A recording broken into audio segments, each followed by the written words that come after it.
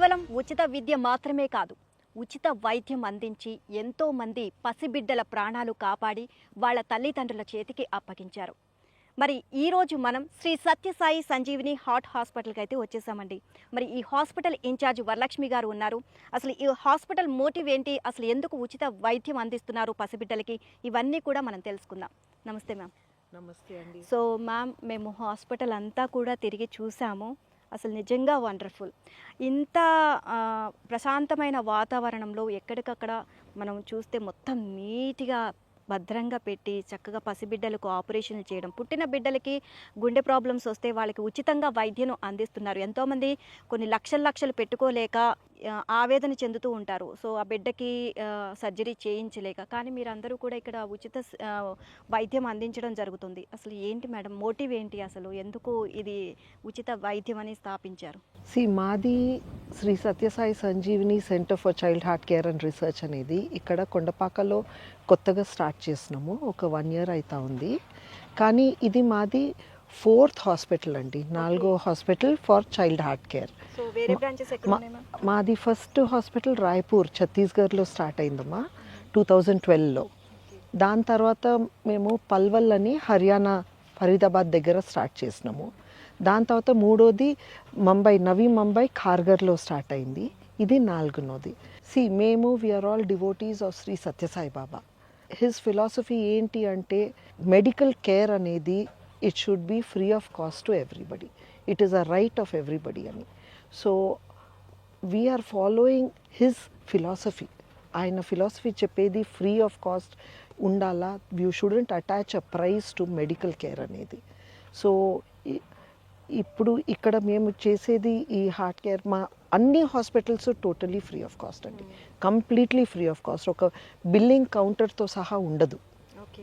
So మాది ఒక్క పైసా ఖర్చు కూడా ఎవరు పేషెంట్స్ దగ్గర మేము ఏది తీసుకోము. వచ్చేటప్పుడు వాళ్ళ చెక్ చేసేది, డయాగ్నోసిస్, ట్రీట్మెంటు, మందులు ఇచ్చి బాగా అయిన తర్వాత పంపిస్తామండి. అండ్ వితౌట్ 1 పైసా ఖర్చు. సో మా బిడ్డలు కూడా within 4-5 days they become okay and they go away. So అది మేము చూస్తున్నాం కదా. We have done more than 40,000 procedures అయింది ఇంతవరకు ఫ్రమ్ ద టైం మేము స్టార్ట్ చేసినప్పటి నుంచి. సో మేము చూస్తున్నాం పిల్లలు బాగయి త్వరగా బాగవుతారు. అంత టైం తీసుకోరు హీల్ కావడానికి. సో అది it is also the environment, the energy ఉండేది మా హాస్పిటల్స్లో. బట్ ఏంటంటే మాది it is only congenital heart disease. అంటే బిడ్డ పుట్టినప్పుడు ఏదైనా హార్ట్ ప్రాబ్లంతో పుడతారు కదా, ఇది మాత్రం మేము చేస్తాం. We treat only that. Heart problems ఉంటాయి అని చెప్పేసి బిడ్డకి పుట్టగానే ఉండండి. చాలామంది కూడా బయట హాస్పిటల్స్లో చూపించుకున్న తర్వాత లక్షలు అవుతూ ఉంటాయి.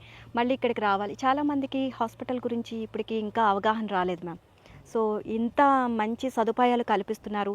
అంత పసిబిడ్డను చక్కగా వాళ్ళు తీసుకొని ఆ గుండె జబ్బు అని అనగానే ఒక ఆవేదన చెందుతూ ఉంటారు. అలాంటి పిల్లల్ని ఇక్కడికి తీసుకొచ్చినప్పుడు మళ్ళీ వాళ్ళకి చక్కగా ట్రీట్మెంట్ చేసి వాళ్ళకి ఆ బంగారు బిడ్డని మళ్ళీ వాళ్ళ చేతుల్లో పెట్టడం కూడా అది చాలా అసలు అందరం మేము అసలు ఇంకా హాస్పిటల్ గురించి ఇంకా అవగాహన తెలియట్లేదు అని చెప్పేసి మేము అనుకుంటున్నాము.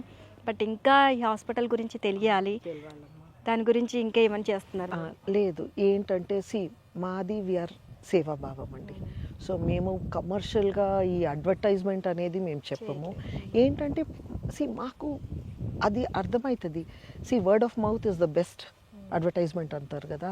అదే ఇప్పుడు ఇక్కడికి వచ్చి చేసుకొని పోయే వాళ్ళే వేరే వాళ్ళకి చెప్తారు. అదే కాకుండా గవర్నమెంట్ కూడా కొంచెం బాగా సపోర్ట్ చేస్తూ ఉన్నారు. మ్యామ్, ఇంకా ఫ్యూచర్లో ఇంకేమేం చేయాలనుకుంటున్నారు? మాది ఇప్పుడు ఇది కొత్త సెంటర్, కానీ మా వేరే సెంటర్స్లో we have paramedical training courses ఉన్నాయి, BSc and MSc nursing courses ఉన్నాయి. And then we also have a research department. ఇది ఓకే, కంజనైటల్ హార్ట్ డిజీజ్ పుట్టేటప్పుడు పుడతారు, కానీ ఎందుకు అనేది we are questioning. So we are doing a lot of molecular biological and genetic research into this disease. అది start చేస్తున్నాము. And ఎక్కడ మేమేం చేసినా everything is free of cost అండి. All the training programmes, community out reach, BSc MSc nursing కూడా it is all free of cost. ఫ్రీగా heart surgery చేస్తున్నారు పసిబిడ్డలకి. So ఎంతోమంది డబ్బు చెల్లించలేక అలా పిల్లల్ని వదిలేసే పరిస్థితి కూడా కనిపిస్తుంది. సో అలాంటి వారికి ఇది చేరువ అవ్వాలి అని చెప్పి మేము ఇక్కడికి రావడం జరిగింది. Thank you so much. Thank you so much. మీరు అందరికీ చెప్పండి, వీఆర్ ఓపెన్, మా గేట్స్ ఆర్ ఆల్వేస్ ఓపెన్. ఎవరికన్నా ఈ ప్రాబ్లం ఎవరికన్నా ఉంటే ప్లీజ్ పిలుచుకొని రండి. తప్పకుండా తప్పకుండా. Thank you. నమస్తే అండి. నమస్తే అండి.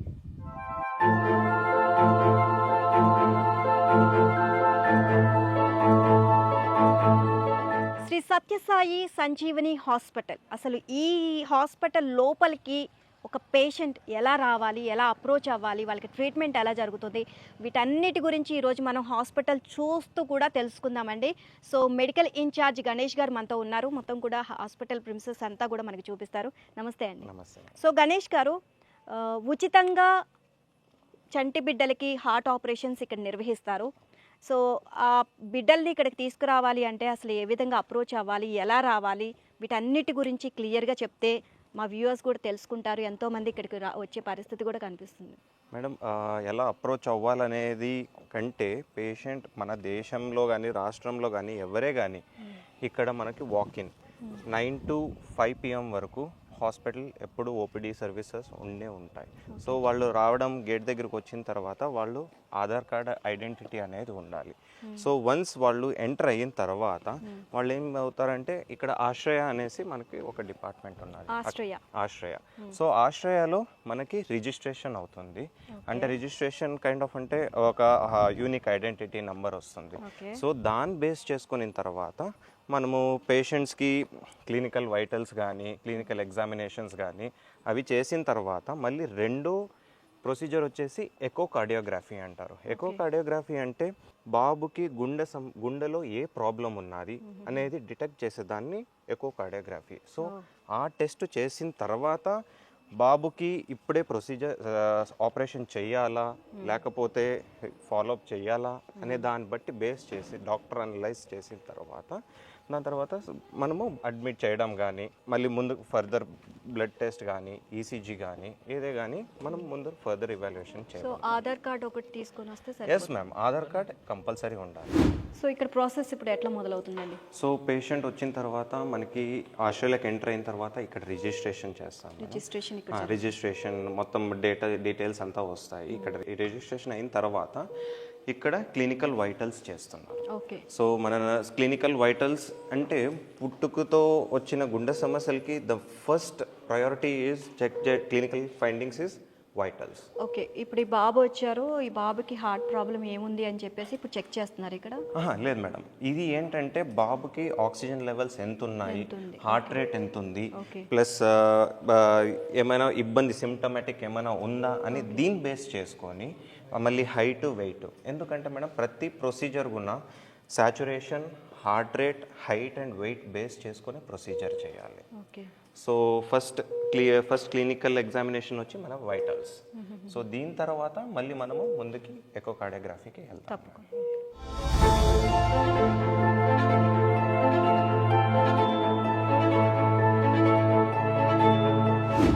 ఎక్కడి నుంచి వచ్చారండి మీరు? మాది అప్పనపల్లి మేడం. ఓకే. మీకు ఈ హాస్పిటల్ ఎలా తెలిసింది? అయితే మా బాబుకి ఇట్లా ఛాతీ హైట్ ఉంటే స్కూల్లో క్యాంపులు పడుతుంటే హైట్ ఉన్నది, ఒకసారి స్కానింగ్ తీయమని చెప్పారు స్కూల్లో.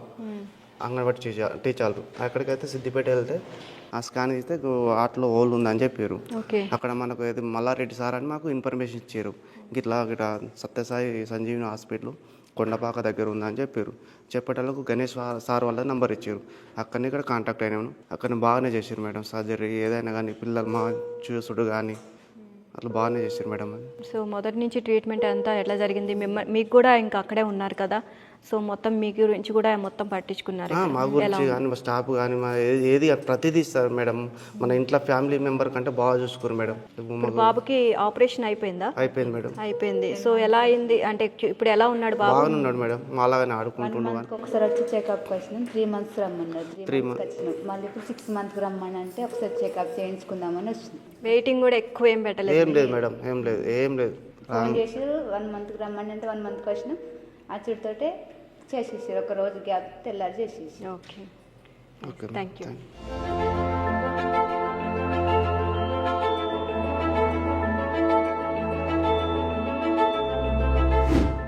నెక్స్ట్ వైటల్స్ అయిపోయిన తర్వాత మేడం నెక్స్ట్ వాళ్ళు ఇక్కడ ఎకో రూమ్కి వస్తారు. ఎకో రూమ్ ఏంటంటే మనము పిల్లలకి గుండె చెకప్ అంటారు. సో లోపల స్ట్రక్చర్ కానీ హార్ట్ ఫిజియాలజీ కానీ బ్లడ్ సర్క్యులేషన్ కానీ ఏమే కానీ ఈ రూమ్లో చూస్తాం.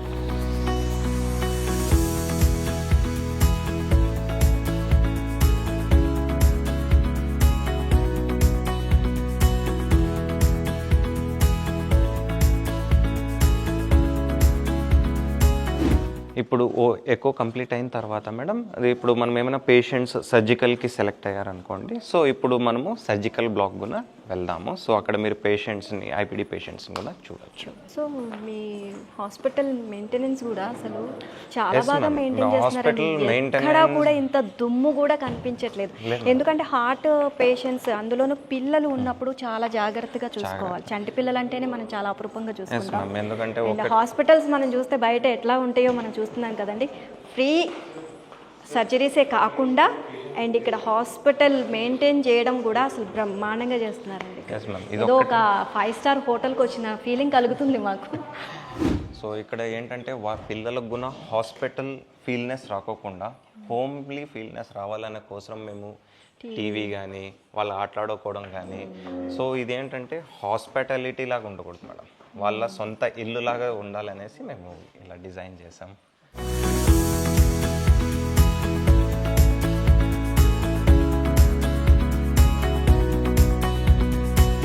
हेलो हेलो नाम क्या है?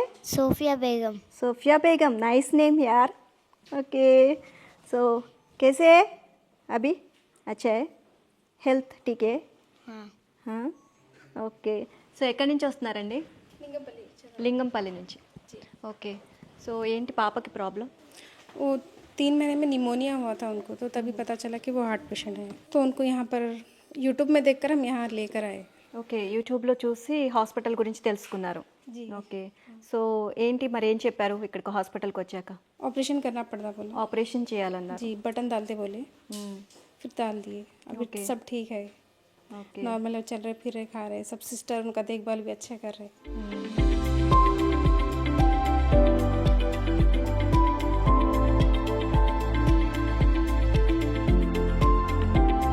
ఇది వచ్చేసి మన ల్యాబ్ మ్యామ్, అంటే ఇన్ హౌస్ ల్యాబ్ ఉన్నది. సో ఇక్కడ మనము CBC, LFT, RFT, PT INR, urine analysis, biochemistry అన్నీ మన ఇన్ హౌస్లోనే ఉన్నాయి. ఓకే. సో ఇవన్నీ all well equipped ma'am. Even మనము ఏమంటే పేషెంట్ ఎక్విప్మెంట్స్లో మాత్రం కాంప్రమైజ్ లేదు, ఎందుకంటే అన్ని హై ఎండ్ ఎక్విప్మెంట్సే ఇక్కడ మనం ఇన్స్టాల్ చేసాం మనము.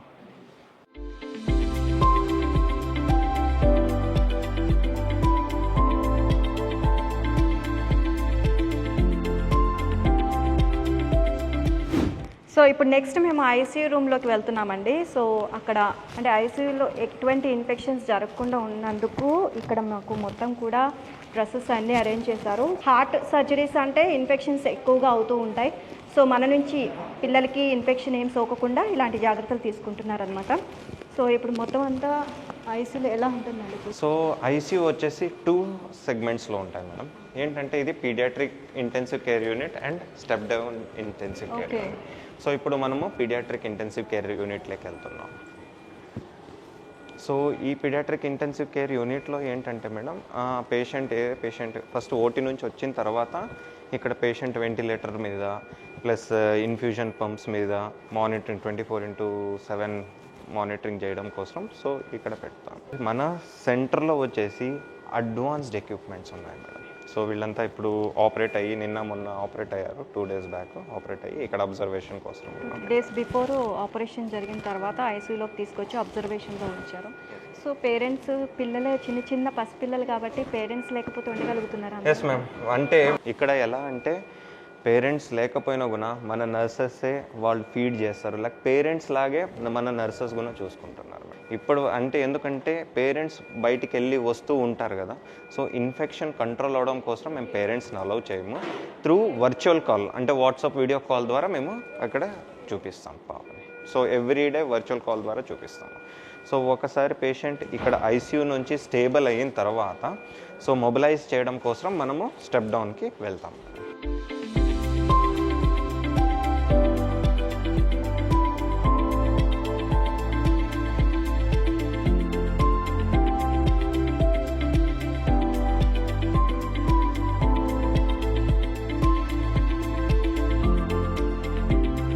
ఇప్పుడు మనము స్టెప్ డౌన్లో ఉన్నాం మేడం. సో పేషెంట్ వెంటిలేటర్ నుంచి ఇన్ఫ్యూజన్ పంప్స్ నుంచి బయటకు వచ్చిన తర్వాత జస్ట్ వైటల్ మానిటరింగ్ కోసం మనము ఇక్కడ పేషెంట్ని చెక్ చేస్తాము. వన్స్ ఇక్కడ కూడా స్టేబుల్ అయింది అనుకోండి, ఇక్కడ నుంచి మళ్ళీ మనము పేషెంట్ని పోస్ట్ ఆపరేటివ్ వార్డ్, సో అక్కడ నుంచి పేరెంట్స్ ఉంటారు మేడం. ఇక్కడ ఎన్ని రోజులు ఉంచుతారు మేడం ఇక్కడ 2 days అబ్జర్వేషన్ ఉంటుంది. ఇక్కడ 2 days అబ్జర్వేషన్. అండ్ తర్వాత నెక్స్ట్ ఎక్కడికి తీసుకెళ్తారు? Post operative ward. Post operative ward. So అక్కడికి కూడా మనం వెళ్తాం. Yes ma'am, yes ma'am.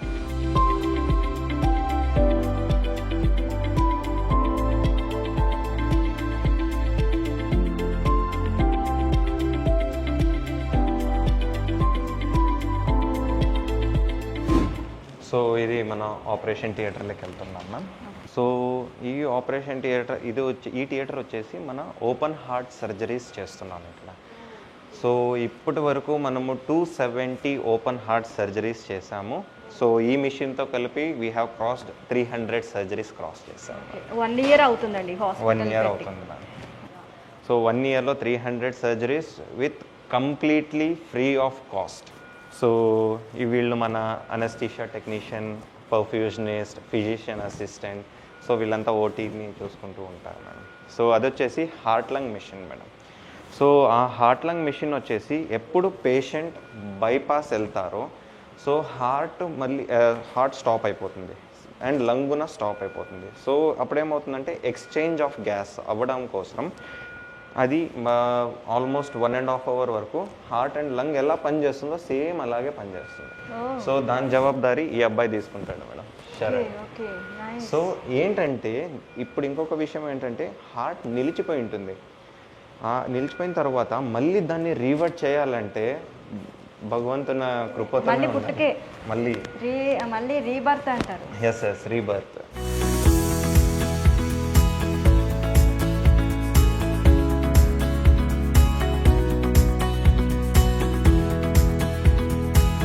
ఏ ఏజ్ నుంచి ఏ ఏజ్ వరకు పిల్లలకి ట్రీట్మెంట్? మేడం ఏ ఏజ్ అనే దానికంటే మన పుట్టుకతో వచ్చిన గుండె సమస్యలు ఉంటాయి కదా పిల్లలకి.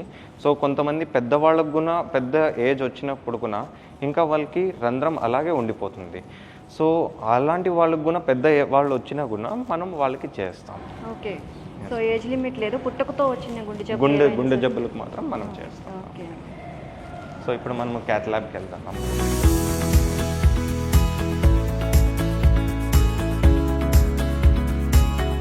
ఇది మన క్యాత్ ల్యాబ్ మేడం. సో ఇక్కడ మనము అలా కెథెటర్స్ ఉన్నాయి, గైడ్ వైర్స్ ఉన్నాయి. సో అవి ఏంటంటే నరం ద్వారా వెళ్ళి మనము బటన్తో క్లోజ్ చేస్తాం మేడం. సో ఇది వచ్చేసి ఎక్స్రే. సో ఈ ఎక్స్రే ఎలా ఉంటుందో అలాగే అనలైజ్ చేసుకొని అక్కడ మనము బటన్స్ వేయబడతాం మేడం. సో ఆపరేషన్ అవసరం లేకుండా క్యూర్ చేసే process. Yes ma'am, yes ma'am. అన్ని సర్జరీస్ డివైస్ ద్వారా అవ్వవు, ఓన్లీ ఫ్యూ సర్జరీస్ మాత్రం డివైస్ ద్వారా అవుతాయి. ఇంకా వెరీ కాంప్లెక్స్, సుపీరియర్ కాంప్లెక్స్ ఏవేవి ఉంటాయో అవన్నీ మనము సర్జికల్ కరెక్షన్ ద్వారానే చేయాల్సి ఉంటుంది మేడం.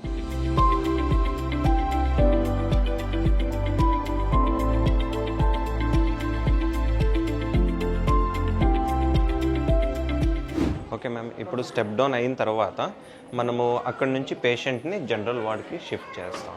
సో ఇప్పుడు మనం జనరల్ వార్డ్లోకి ఎంటర్ అవుతున్నాం.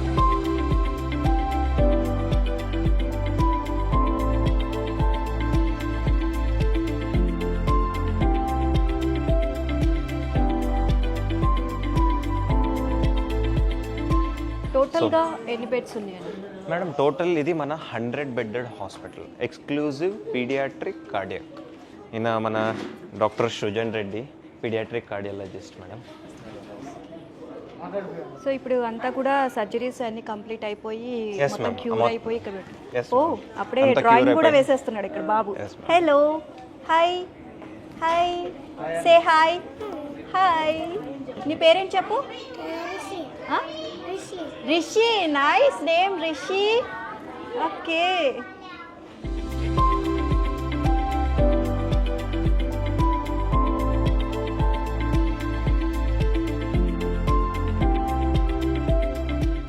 హే, పేరు చెప్పు.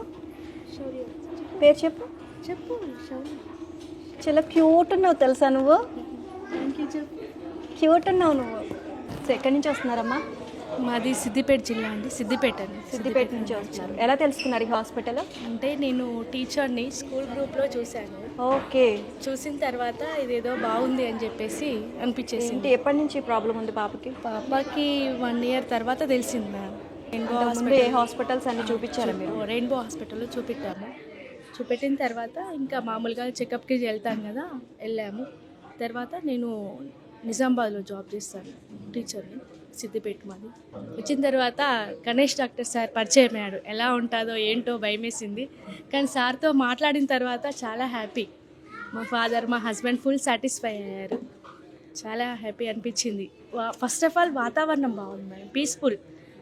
ఒక ఏంటంటే ఒక పేషెంట్ అనేటువంటిది ఇక్కడికి రాగానే సార్తో మాట్లాడగానే సగం పోతుంది మేడం వ్యాధి అనేటువంటిది. అది కావాల్సింది పేషెంట్కి. ట్రీట్మెంట్ అలాగే ఫెసిలిటీస్ ఇవన్నీ మీకు అన్నీ బాగున్నాయి మేడం. అంటే పాపకి మీకు ఎలా పాపకి మాకు ఫుల్ సాటిస్ఫై మేడం, బాగున్నాయి. రిసీవ్ చేసుకోవడం కానీ అన్నీ కూడా చాలా హ్యాపీగా ఉంది మేడం. మేము కూడా అందరం హ్యాపీగా వెళ్ళిపోతున్నాము. సంతోషం madam, thank you very much.